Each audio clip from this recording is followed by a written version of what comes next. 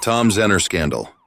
Why don't you break it down for us, Rocket, the difference between a dummy round, a blank round, and a live round? Which are allowed on set, which aren't, how they're used, how they're handled? Well, the first thing is no live ammunition ever. That's just against the rules, right? You can't do that. So the other two that you're really dealing with is a dummy round. A dummy round looks exactly like the round that would be a live round, except it has a BB in it. A lot of them have a BB or a little ball bearing in the casing, right? It has no powder in it. Some of them do have what looks like a primer. Primer is what sets the thing on fire and discharges the weapon, but a dummy round cannot fire. There's no explosive in it. There's no bullet in it. Nothing is coming out of that. And typically the way you tell it is you can just wiggle it like this and you can hear the BB in it, right? Right, okay. Now, the blank round looks exactly the same, except when you wiggle it, there's nothing in there, right? You can't hear that BB. And it's kind of got a crimped. Remember those Jolly Pop popcorn things that you put over the stove and and it Jiffy pops Pop. up to the Jiffy Pop? It kind of looks like that. It's kind of crimped. The way that thing starts out, the way that foil starts out, that's how the blank tip looks like.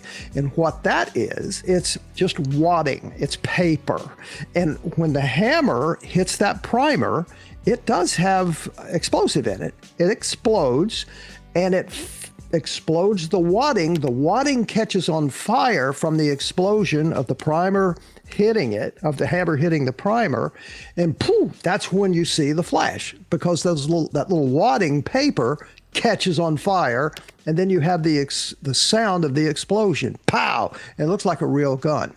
But nothing goes anywhere from that, right? So that's the main difference. And they didn't pay particularly good attention to keeping these two things separated. So if I were, okay, let's go back to my guiding light thing when I choreographed that one thing. Every time up until I actually fired that weapon at the actor, I was using a replica gun, right? The trigger wouldn't even work, right? The hammer wouldn't pull back. So there was never any danger. So I could use that thing the way I wanted to, right? I could use it as a pointer, threaten it, whatever. It's a replica. It doesn't work, right? But soon as we had the time to make the shot, the money shot, that's when they put the blank in. And I knew that I had one blank in there, and that's all. And we did that and popped up, pow! And that was the only danger. Now, if I'm sitting here and I'm shooting directly to camera, there's my guy, I'm actually shooting right there. Really. And they shoot it at an angle where you can't see that I'm not shooting directly at the camera, right? Or directly at the actor. So it's here, bam, and we get the nice effect.